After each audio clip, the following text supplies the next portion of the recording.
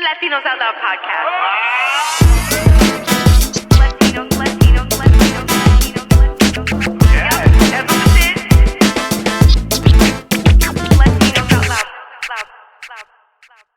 Yo, yo, yo, yo, yo, yo, yo, yo, yo, yo, lights, camera, action, yo. This is the Latinos Out Loud podcast. What up, everybody? How are you? Settle, everyone. Quiet on set. Now, you don't have to be quiet, but I do recommend you be quiet so you can hear everything that's about to be said on this show. Hi, I'm Rachel La Loca, your hostess with the mostest, and this is a very special episode. Okay, I know I say that every episode. I get it, okay? I'm like a broken record at this point. But they're also special to me, and I hope they're just as special to you, LOLeros. We've got a lot of business to get to. There are two wonderful guests sitting to my left, your right. I'm going to introduce them in just a sec. Suspense. Halloween. Oh, suspense.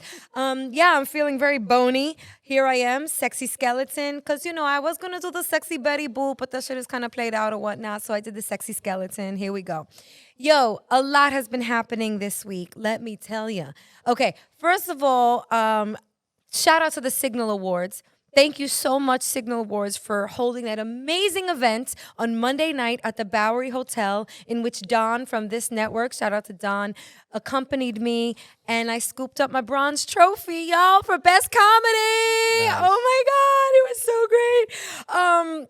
It just was a moment, and I have to just bring this really like to life for a sec, because the trophy's great, yeah. But you know, I'll quote Fife Dog again and again and again. I'll never let a trophy tell me how nice I am, okay? It just doesn't. But what really did tell me I'm nice is my 5-year-old son came home with a drawing from Arts and Crafts 2 days ago. And it was 2 stick figures. And I love when he draws me as a stick figure. But anyway, so it was 3 stick figures, and one of them was holding something. So I asked Benjamin, I'm like, describe this artwork to me. And he said, Mommy, that's Donovan, me, and you holding your trophy. So, oh God, I'm not going to get emotional on the podcast, but like that tells me so much.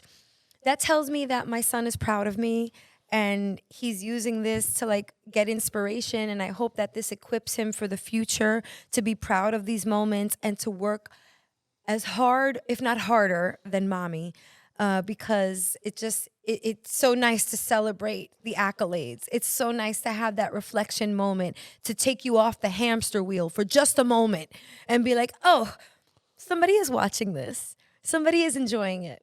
So thank you, LOLeros. Thank you, everybody, for getting us that bronze trophy. It's been a collective. That's why the handle is We Are Latinos Out Loud. Because it could be I am a Latina out loud or I am Latinos out loud, but I'm not. It's we, it's us, it's a collective. Thank you so much. The other note before I introduce these amazing people to my left is I got to shout out a fellow podcaster. Shout out to Jason Flom and his daughter, because I got invited to this amazing event on Tuesday night in Soho for the new podcast Erased. You must check out this podcast. I'm going to just give you a rundown of who was there. It was a live reading of snippets of the episode. And Jason's daughter, Allison, wrote this. She's an NYU grad. She's about to blow up. I mean, she's so articulate and really just brought the story to life in her interpretations of each scene. She also instructed us on, like, you know, what to pay attention to. It was fantastic. So shout out to Allison Flom. She wrote this true, unbelievable story of the murder of Elma Sands, which took place a long time ago, right after George Washington died. And it was one of those trials that we didn't really hear a lot about, probably because she was a woman. And just when we think we don't have the rights that we need today in 2023, we really did not have rights back then. So she brings this to surface, and it's fantastic. Allison Williams was there, Tony Goldwyn, Barry Sheck, and of course, Jason Flom. So check out that podcast. You know Jason Flom from one of the top-rated true crime podcasts, Wrongfully Convicted. If you don't know about that, you should probably check that out too. Okay, so that's my laundry list. And now I get to introduce 2 amazing people in my life here with you right now. To my direct left is director Kris Mercado is in the building. And to his left, you know him from Pesante's Picks, filmmaker Ramon Pesante. Hello, gentlemen. Hey, what's up? Hello, Rachel. How are you? Good. Chilling. Glad to be here, you know. I'm so happy y'all here. So like this is a really fun I would say smorgasbord of people here. Hell yeah. You know what I'm That's saying? awesome. Filmmakers, Yeah. creators. 100. Let's just clap it up real quick for Christian Mercado here because Oh, thank you. he is killing it. You know, there's a film. Ooh, that is so bad. Put your phone on That's silent. Hollywood calling, like, yo, to confirm it. Give me one sec. Hollywood? Hi. Sure. I'll call you back. Chris Thanks. is definitely killing it. It was like double confirming. Yeah, it's your publicist. No, he's here and he was here on time. Okay, thanks. Call you back. Oh. Is this like emailed her. is that like an No, old joke? Okay, not okay. at all because I You emailed got like her a this- history of being late. Okay, okay. Not at all.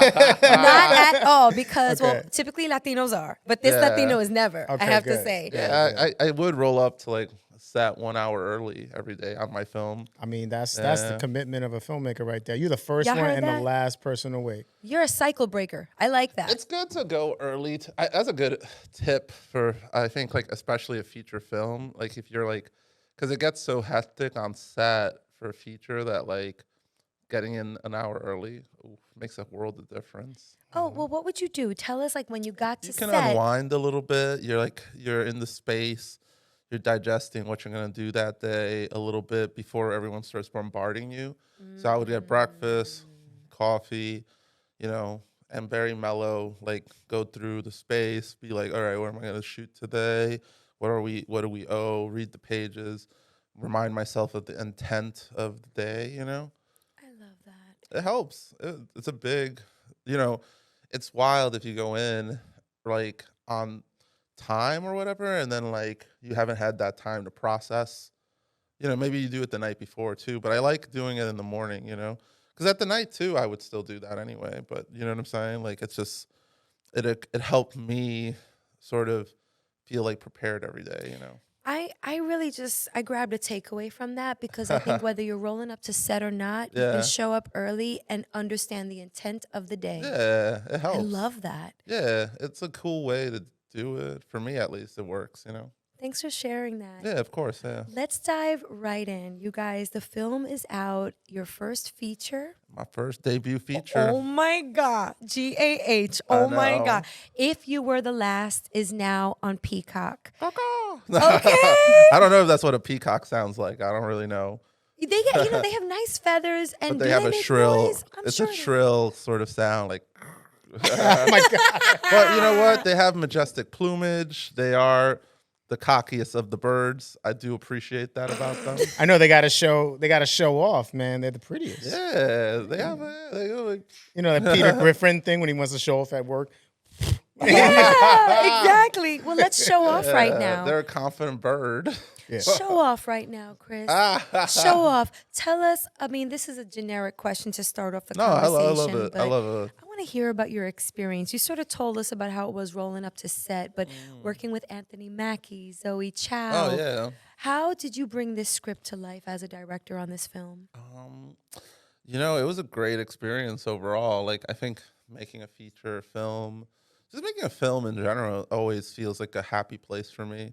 Like, it's where I'm happiest on set or when I'm making something. It's just like, it just feels good, for me at least. And it was really great to work with such amazing actors, like I was really blessed for my first feature film to have such a wonderful cast, like they were just so dedicated and brought so much, and I learned from them as well, I think. I hope maybe they'll learn something from me. Who knows? I'm pretty sure of that.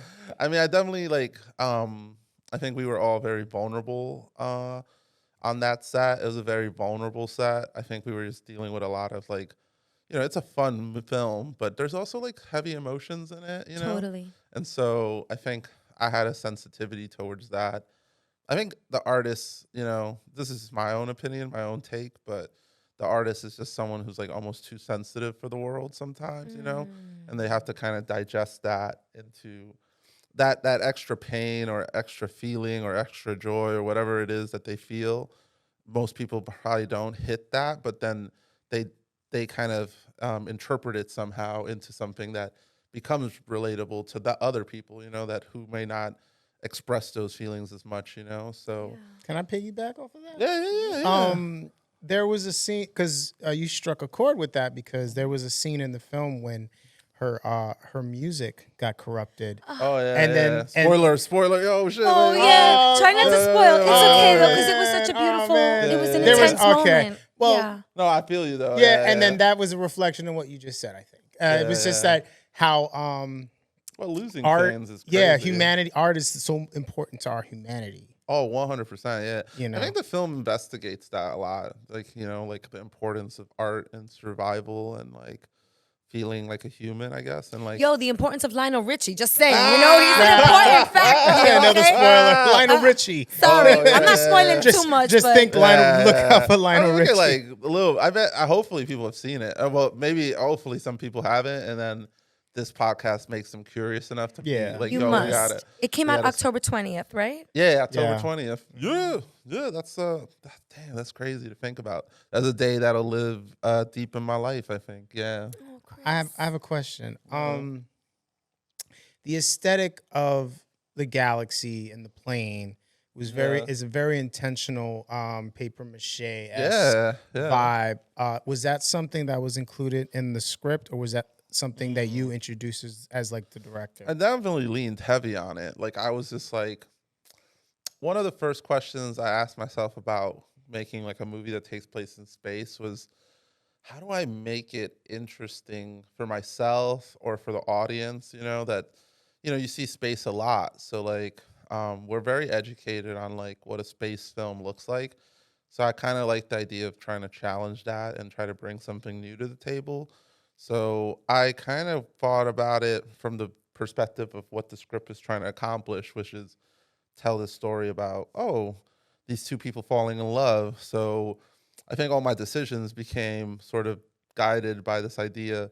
Well, not just falling in love, but friendship too, and like the warmth of friendship and trying to make the space, the feeling of it tangible in the environment, so that the environment is kind of a reflection of something, you have to ask yourself, was the ship that way, or was it like imagined, or was that something else? It was their fantasy. Yeah. I mean, movies are magic, I think people forget that sometimes, that, some of the best movies that we grew up watching or loved were so out there and whimsical. Like, I don't know, like Back to the Future has that DeLorean that is a time machine. Like, imagine trying to pitch that to like, I don't know, today, to like people to try to get that type of movie made. And they probably look at you like you're crazy. Like, oh, like that's never been done before. Probably like, yeah, duh, because it has to happen once for it to exist, right? But that's like an iconic thing that you remember, and that's whimsical and kind of ridiculous, but that's the magic of a movie, I think, I loved it. Like even how space was depicted, to your point. Yeah. How many space movies have we seen? The constellations, please excuse the acronym to remember all the planets. My mother just served us 9 plums. You know about that? Oh, yeah. Anyway, so yeah, like we saw Mercury, Venus, Earth. There was a lot of things that I, just remember doing those projects. Remember those like. Actually, I was looking at a lot of those projects when I was making the movie. Really? Wait, tell us more. Yeah, because it's like paper mache. It's like all like kind of whimsical. So like I was looking at like for references, like, oh yeah, dioramas. Dioramas. Like things that you remember being like your own interpretation of space, Like it's funny, like looking at space with childlike wonder, It's kind of Yeah. interesting, Well, God, that living room aboard the ship. Yeah. Again, I'm trying not to Cool. spoil it, but No, like. you can spoil a little bit. Yeah. Okay. All right, so I don't want. because- I don't want to hit the big ones. No, the big no, of twist course. Okay, turns, of course. okay. But the overall But, thing, like- because there's some things that happen in the movie that are so unexpected. Like, I think there's maybe past the halfway point, people are shocked by that turn. Like Oh, I've gotten yeah. that where like people go, wait a minute, like what? Like this is where we're going now. Like, the movie kind of shifts in a dramatic way. It sure does. and without spoiling, yeah, when we do shift, you long to go back yeah. to where you were. So then when we are like, because I'm like, oh man, this is the real world now, and it just feels like there's no imagination. It just feels like, but so when we get to the point of the film when the magic comes together between the two of them in the party. Yeah. Then you're like, love finally, yes, I'm back. And then now we're in that emotional experience with the characters. Yeah. You know what I mean? And that's when I was just like, that was nice. That was a good choice. That was a good Thanks. choice. I was definitely trying to like play with the idea of like what it feels like to be in love and showing it visually, and emotionally and in the performances. There's a lot of ways it has to kind of hit on multiple levels for it to like hit, So I was like, oh, I wanted people to feel like what you just described is exactly kind of like what I was aiming for. But like I've heard that reaction a lot from people who've seen it, or like when I had it screened it in South by, that was a big like reaction I got. Where it premiered. Shout out to South by Yeah, Southwest. shout out to them. Yeah. That was such a cool premiere. It was awesome. So let's talk about the dancing performances. Oh, And yeah. I'm so glad you're and going let's there. talk about what was it like? Like, are they natural dancers? I know that we had, of course, they danced salsa in it. And what was their? How did they receive dancing salsa? Was it natural for Mackie, or was he? Or did they need like a choreographer on set? Part C to that question. Was that you? Did you inject the Latino-ness in here? Yeah. I knew it. I was infused. I think the movie is in some weird way like very Latino because there is. Oh yeah, dirt. When she like, said dirt to him, I was just like, that's crazy. and hearing salsa in a sci-fi rom. I mean, come on, guys. No, it's badass. Yeah. Yeah, It's yo. like, I like that idea of like unexpectedness. Like I've never seen salsa in like a movie that's like, you know what I'm saying, where the leads aren't Latino. Like it's just cool, like you're like, oh, cool. it's a good way to infuse things that are culturally relevant without being overt, but like surprised by, but it's also like just life, like I like those things, The salsa was a big part of it. I was like, that's the dance of love. You gotta have it in there. It was either that or the lambada, right? The forbidden dance, but nobody's really dancing lambada anymore. Well, we need to bring it back. Yo, does someone want to remake what is The it? movie? What's it Lambada? called? Lambada, yo, because I'm available right now. Let's go. Let's bring the lambada back, Yo, okay? and I know Hollywood loves a remake, so Lambada, that sounds dope, actually.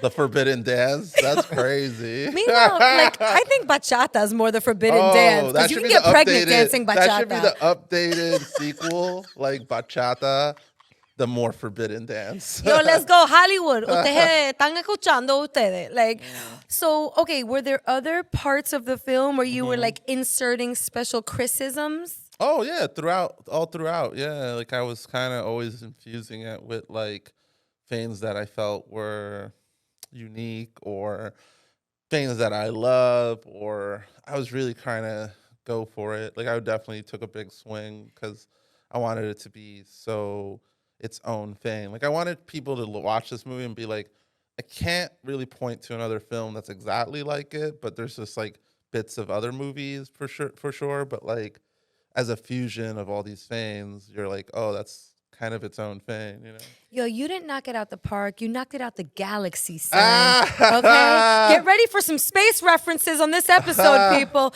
It was like, seriously, okay, the list. It was out of this world. Hey! And you too can think of some at home, okay? Holler at us at We Are Latinos Out Loud. Well, space pun. I have a question. I noticed that the character's name was Adam. Yeah. And but her name was Jane. Yeah. And then, so these are the things that processed through my mind when I was watching it, was that this had something to say about humanity. And this ship represented Earth. Because when you say his name is Adam, in my mind, I'm thinking, okay, I'm going there. Adam and Eve. And he's like, right, but she's not Eve, she's Jane. Yeah. Which is a choice. Yeah. I'm not sure, but I'm like, and I think it probably would have been a little bit too on the nose if her name was Eve. Yeah. But and then just basically this experience of humans and the ship in my mind is a representation of Earth, and then and that we have humanity, we have I'm sorry, not humanity. We have pop culture, we have music. Yeah. We're talking about the movies that we love. Yeah. You know what I I noticed that Anthony Mackie's character, which I just got to say that this is probably the best Anthony Mackie I've seen in a movie because Thank you. I don't think that Hollywood uses him right. And I Yeah. think that you found a way to use him in a way where I'm like, I like this guy. I like this character that He killed it. yeah, he killed this character. He's great. vulnerable. He wants to see Sense and Sensibility. He wants to see love stories. Ah. This is a vulnerable man that wants to dance, that wants love, that wants, you know what I mean, that that we don't normally see in a film. So, what does this film have to say about humanity? I think I think it's open to interpretation for the individuals. Like I think everyone can make their own interpretation. My own thing is that I think that love is important, friendship is important, and that and pop culture is like actually like low key important because it's something you like kind of like we all consume, and like we learn from or like it becomes part of the fiber of our being, but it's also kind of becomes your love language sometimes, like where you sharing a film that you love with somebody says a lot, you sharing a piece of vinyl with someone says a lot, you sharing music with someone is a lot, like it's a very, we take it for granted, but it's such a powerful thing when we do share those things with people we love, Yeah, because or else we'll just be a bunch of creatures floating around on a rock. Yeah, That was it. I often say that like that's life, like just us painting a rock, basically. Like like we're all just kind of giving purpose and meaning to floating in this rock together, and then like we imbue it with these things and make it special and make it spiritual or make it better, Yeah. I want to thank this film and you for all the female empowerment that I felt. Oh, thanks, man. We saw shout out to the screenwriter for a lot of that too, Angela Barraza, because she definitely killed it, and I think a lot of that was on the page, and we were like working together to kind of find ways to bring that forward as well, We saw a Latina governor. Yeah. Shout out Natalie Morales, who's an incredible performance, It really was as well. incredible. She's great. And we saw a female president. Oh yeah, Madame President. Gotta love it. And her character, I'm not gonna give it away, but she was very. It's cool. Do this, and it was like, yes, ma'am. Yeah, it's kind of cool. It was interesting because when I was casting that, I was thinking a lot about the first time we saw a black president in a movie, like like that. Like I'm pretty sure it was Deep Impact, right, with Morgan Freeman, probably. Yes. And that was such a big moment, I think, in cinema where we were like, oh, there could be a black president. And then years later, you see Obama, and you're like, oh, damn, like, okay, cool. So there was just something about, well, what if we had like a female woman of color president, and just projecting that into the world. So good to see. Yeah, it's just cool. I thought I was really big on it, like I was very like, thoughtful about the casting to feel like presidential, like the energy of it. I love and what that. does a female president look like? Like that's crazy thought, like because we haven't seen it, so we have to kind of imagine what it looks like, So, the outfit choice and the hairstyle and like everything was like an intentional kind of like, let's project that and bring that energy out. Yeah, it's cool. We felt it. I felt it. We don't often see it in film or in anything to that matter. No, there was no. I didn't identify any cliches. Anything that was like, okay, Thanks. Of course it's this. Question: How did this film come to you? And how did you like? I'm go ahead and answer. Oh no, yeah.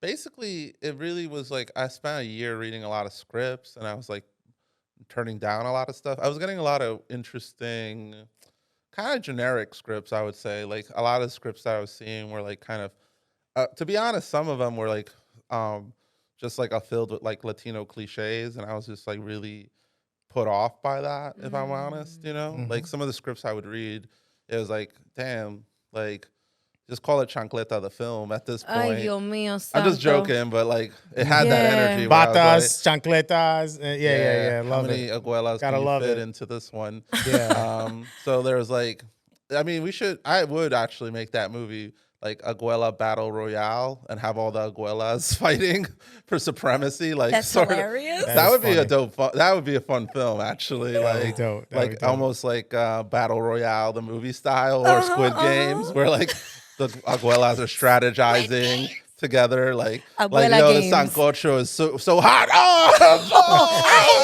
yeah, like oh damn, And then like at the end, subverted somehow, where it was like none of them were really Abuelas. I don't know. Wow, your mind, Kris. Your mind is really amazing. No. Okay, so I was reading all these scripts, and there was a lot of cliches. Not those cliches necessarily, but I don't know. I wasn't like, and not to say every script I got was that. There was other scripts too in the middle of that, and I think it was just a long time to kind of. I spent a year trying to figure out what to direct first, I guess, and this script stood out so much, and I was like, man, and it was really coveted. It was like a script that a lot of people wanted to direct, a lot of people wanted to work on, yeah.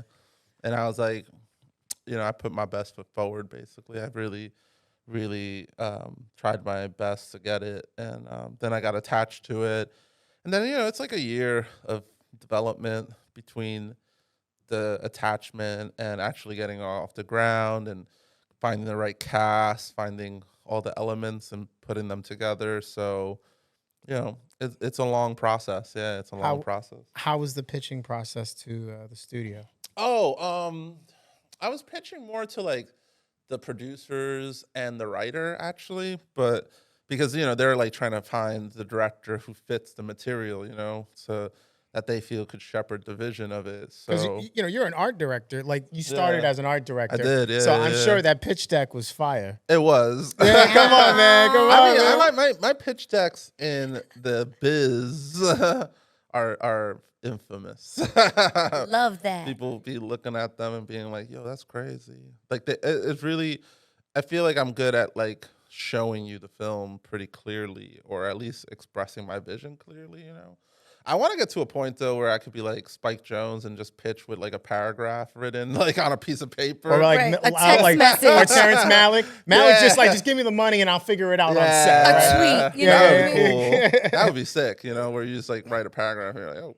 You're on your way, boo boo. You're on your way. I want to shout you out for also this cross genre, because we also known you for the comedy stuff. Yeah. Ada Rodriguez, Hannibal Buress, Michael Che. I learned a lot from all those Sam people. J. Yeah. This list is long. Yeah. How was that? It's always been great. Shift. I mean, so the comedy scene stuff was always unexpected. Like I was always like more a dramatic director before that, like it was kind of crazy to me because like I was always like doing drama stuff, and then I always had a goofy personality for sure. Like I just didn't think that was translatable to the work somehow. And then like I think meeting Hannibal kind of was like very influential for me, like where I was like, watching him do the same material and touring it and like directing his special, and that was like a long process, and I was treating it like a movie when I was working on it, because it is I think part of the way I was going about directing was like any type of opportunity or piece of material I got, I was always pointing towards like how to extend it to like a filmic language where it's like, okay, how do I push this into that space, right? So if someone's giving me like a documentary, can it be longer? Can it be 10 minutes? Can it be 15 minutes? So when I got comedy specials, I was like, that's an hour of material to film.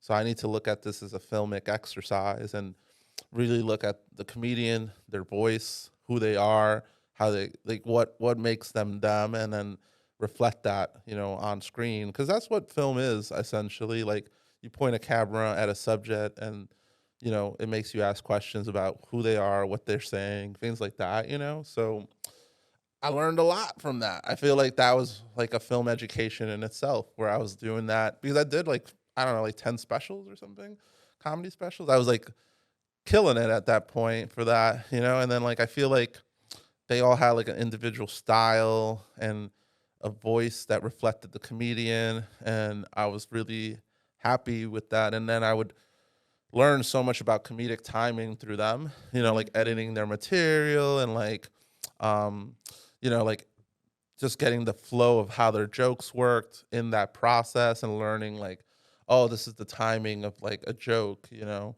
and then that helped me a lot in my film, where I was always looking at it through that timing, which was crazy. Because now I have it, it's stuck in my brain now. Did you edit the comedy specials yourself, or did you work with an editor?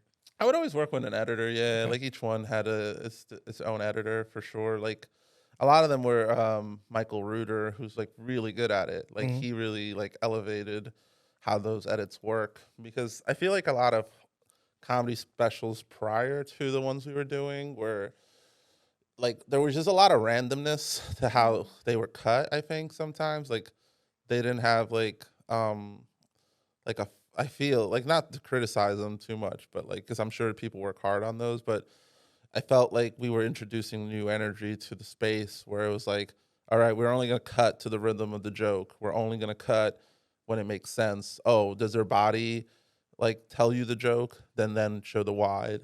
Oh, how close can you get? How close can you get to the comic to see their thought process while they're making the joke? Those things were like cooler to me than like, yeah, like I don't know, just cutting everything and just being all over the place. Like that wasn't really my style, I guess, Well, let me shout you out again for injecting quite a lot of comedy in the film. Thanks. Like, I love the list that we saw of the things that of the reasons why they shouldn't do what they did. Is that good? I didn't spoil anything, No, I right? love. I just love the skull. Every time we refer, you're referring to the skull whenever there's like a. I mean, how appropriate is my skeleton outfit today, right? Oh, right. That's it's just Benson like, energy. You cut to the skull and like just to punctuate moments. Dude, I love that character. I love that character. So were you positioning him? Did you give direction on how he should? Yeah, At one point, she was holding a cup of coffee. Yeah, I was It's funny. constantly Yeah, that was finding cute. That was cute. sight gags, Yeah. visual gags. Like, I was just trying to I thought it was just funny. I don't know. It was just cool. It's a cool visual. Yeah. Such a cool But visual. it's funny though, because it's a cool visual, but it has kind of like this duality where it's like funny, but it's also deaf. Yeah. It's Yeah. like death is like staring them in the face. But it the wasn't whole scary time. death. Like usually I get freaked out at those scary moments in film, but I wasn't freaked out at Yeah. all. Like it was funny. I couldn't wait to see where she was going to be next. Yeah. Also, I didn't expect to find out what happened to her and what happened to her. That's a funny Oh, that was so moment. great. Ooh, cha. That was just like, oh Whoa. man, Talking about it She out just loud. went nuts. But see, that was probably like, you ever seen Sunshine? Yeah, I love It was that like movie. someone just went crazy. And Yeah. I mean, let's be real. Somebody, and again, I because I always go there. It's also humanity. We got people in here going crazy. Everybody's trying to make love, and then you got that one crazy group of people that's just trying to fuck up the whole the whole party. Someone's always man. gonna fuck it up. Yeah. Someone's always gonna mess it up. Yeah. I love though, like Zoe's fuakata was like, and then she reenacted it for NASA later on, which was now great. you spoiling. I didn't We can spoil make this. anything. This can be considered a spoiler cast. We'll put a note on it, right? Like spoilers. Yeah, we'll be Sorry, fine. but I Oh, just man. love that. It's She hard was- to talk about without spoilers. You know what's crazy? I just realized just talking to you guys about it. There's a lot of twists and turns in this movie. that are, like, unexpected. Yeah. And there's a lot of surprises. Like I'm just like, oh yeah, like this is surprising. This is surprising. Yeah. This is surprising, which is kind of rare in a film. Like I'm like actually super proud hearing how many of them you're calling out. Like As you should be. it's There's like- plenty more. We What- can sit here forever. Yeah. that's so cool. Yeah. I guess like the one thing I wanted to ask was just like Yeah.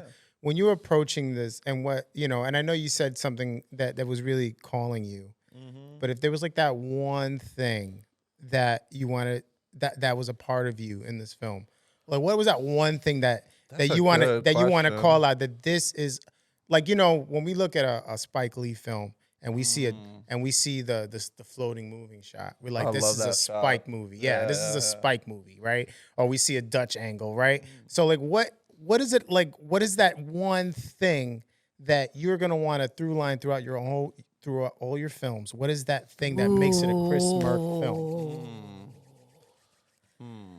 Yeah, that's a great question. Like Chris Nolan's is all about time. He's always stuck on time. You know what I mean? This is a sexy question. I think I think my movies will always have an emotional through line that feels authentic to something. Like, I think the emotional authenticity of the film will always be real because I'll always seek out what's making the movie work on an emotional level. So, like, I mean that regardless of genre, regardless of style, it'll always have my stylistic flair. Like, it always have like a strong visual component. Like something visually crazy will happen in the films, like because this movie has some outs like outlandish visuals, No, the so pink and the purple lights, like yeah, that was definitely Loved your it. choice. I could tell. Loved thanks. it. Yeah, I love Yeah. lighting the film was cool, like lighting wise, like that was just a great vibe. I think my signatures will be like emotions, like feel real. It would be like the thing that I want to aim for the most. Yeah. And what's the tools? Camera, lens. Oh man. I think we shot Alexa, but with the chameleon lenses, which are super like rare. Like, I basically like requested like let's shoot with something no one shot with, or like people have shot with them before, but they're like rare, So like people don't really go out of their way to shoot with these funky lenses. So like Yeah. they're like really odd anamorphics to shoot a film with, then for some other part of the film that I won't No, you overly definitely it was explain, different. It I, was I yeah, switched the lensing but to that was something intentional. more Like yeah, super traditional, yeah. like not even super traditional. It's still elevated, but like like it has a colder look, and so yeah, those were kind of I made the choices just also because I wanted to be a little funky and filmy, so I was really trying to make it look unique. Yeah. Well, we gotta wrap this interview, which I hate. Yeah, no, I could. Yeah, I feel like I could talk about this with you guys for Oh, filmmaking. hours. Come on, let's do it. Talk all It's day. kind of Let's do it. fire. I really enjoyed the film. Mama doesn't get out much. Also, Mama doesn't get to watch Aw. feature films very often. But I Yeah. am so glad that I got to watch If You Were the Last Oh, because thanks, man. I was emotional. I was touched. I love love. Oh, me too. Yeah, I'm a big Love fan. is just so fun to watch Mhm. and feel and experience Yeah, and see even those losing around it you. sometimes is like its own odd blessing. Sometimes, like in a weird way. I don't know how to describe that, but like, love is important because you can lose it. Damn, that's deep. I don't mind the silence real quick, Yeah. because I'm absorbing all of that. It's real. I think it's real, like down to the Pop Tarts, yo. Oh, like- Pop Tarts, baby. But yeah, right. That's the holding on to pop culture. That's holding on to Yeah. the finer things that make us happy in life. Yeah. The joy. You know, of the Pop joy of a Tarts. pop. She killed a it, by great the way. She Pop-Tart. killed it with the. I'm not gonna say no more spoilers, Rachel La Loca, but she killed it with her iteration of it. Kris, this final question. Yeah. I'm sure a lot of people have been asking you, what's next? I mean, on the record, Cheech and Chong the movie is like announced, so like that's pretty cool and wild. Fire. I know, yeah, Wow. it's pretty nutty. I'm like, there'll be a lot of weed on that one. I think like it'll be interesting just because I wonder if I'll like get free weed for the rest of my life after that movie. Amazing. It was like Amazing. I'm like coming that, over, okay? I know you're in the right? You're city. just I'm gonna show up to a dispensary and over. be like, give that guy anything he wants. Incredible. I'm rolling with You've Kris done from us now such on. a Literally justice. rolling. That's on my project Novo Rico is still in development. That's So I'm right. still figuring that out, and then I'm starting to explore what my voice in TV might feel like. So I'm doing lots and lots of meetings about that. So I'm figuring that aspect of life out. I still feel strongly about feature films. So like I think feature films is still kind of like the main avenue of expression. I got some other projects, like 2 projects in development that aren't announced right now, but will be very honestly revolutionary for film. And I'm not even joking. Like they're gonna be very like powerful films in terms of like breaking stereotypes, breaking what we have as expectations of Latinos in filmmaking. So, which I feel like this film even does, to be honest. But like, and then I'm doing a short film about Pedro Alviso Campos, which is just shot in Puerto Rico. Was really powerful, empowering. I never seen so many people cry on set. Like, Yeah, because of the historical context, the figure. Also, like, here's the thing with Puerto Ricans, Puerto Rico always is the backdrop to other films or other people or outsiders. It's very rare that Puerto Ricans get to own their own images or their own stories. So, like, it plays as Miami, it plays as Mexico, it plays as Cuba. It's always like, oh, we're gonna be the exotic locale for Bad Boys 2. We're gonna be the background for Pirates of the Caribbean. But And they're using the Blue Beetle too.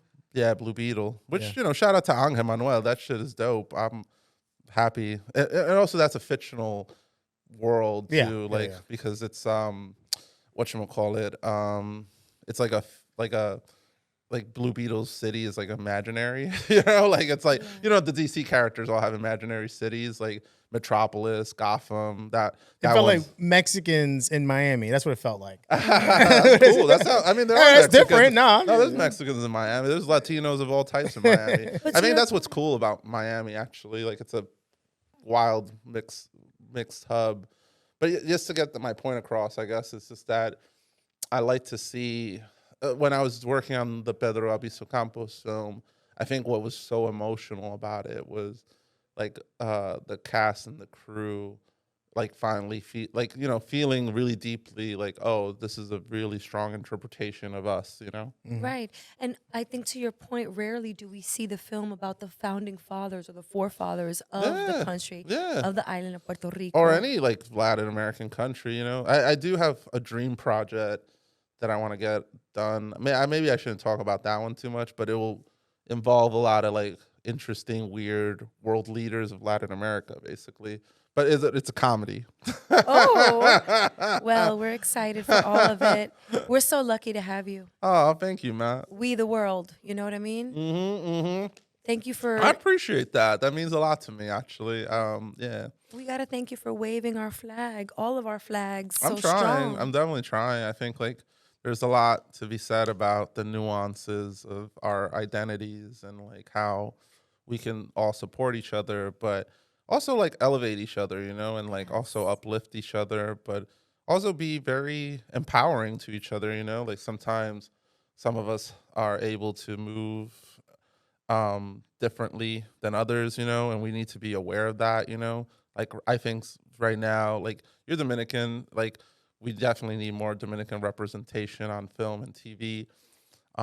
We also need to support Dominican shows, like Gordita Chronicles is tragedy that only lasted one season. Tragic. When I've seen plenty of mediocre white television last multiple seasons, and so Or at least stay like yeah. on the platform so that we can watch when we want. You didn't have to pull it from the platform. That's bruh. crazy. That's like salt in the wound. Yeah. But that's like the apocalypse that we're living in streaming, and why I kind of favor tangible media more still to this day. I think we have to really examine what the landscape is overall, but that's a bigger thing. Well, I mean, it just feels like when studios run out of money, the first thing they do is go, okay, get rid of all the diversity shit because we can't afford that shit.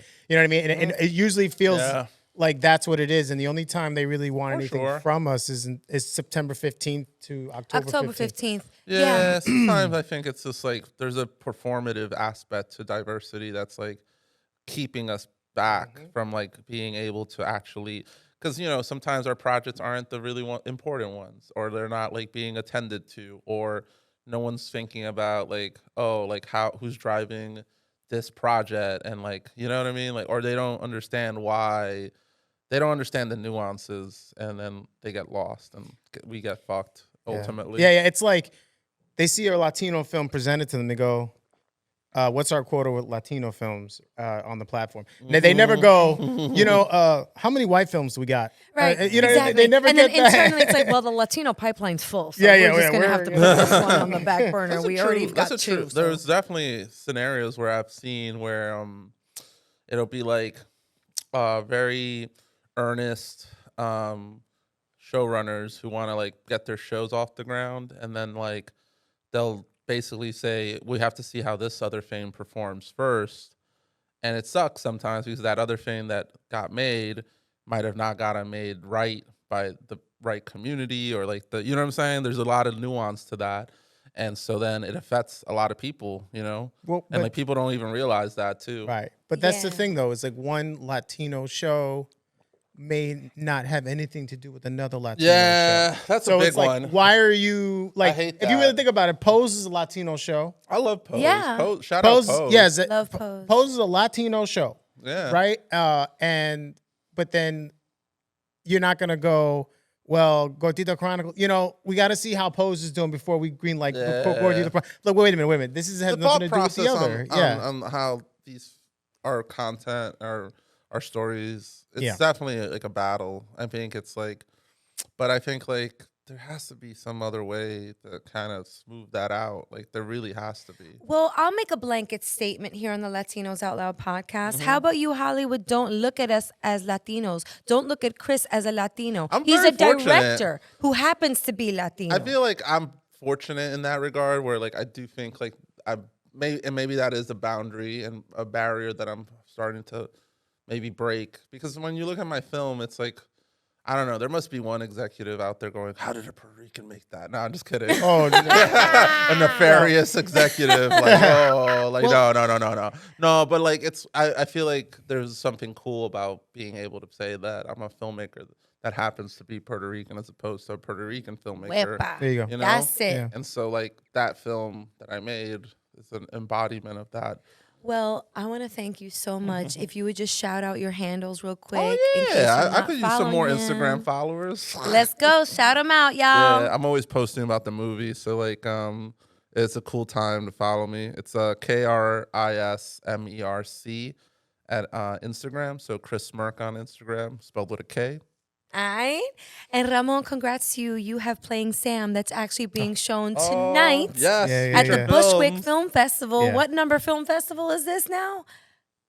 Oh, because we Four, also had three? Twin Cities yesterday, but I couldn't go there. It was like Minneapolis. I'm like, I'm sorry, I'm not gonna make it. But How many laurels at this point? I think it's like 7 or 8. But like, Oh wow, that's But- fantastic. no, but yeah, and then like we already sold out this one. Oh, and sold So out.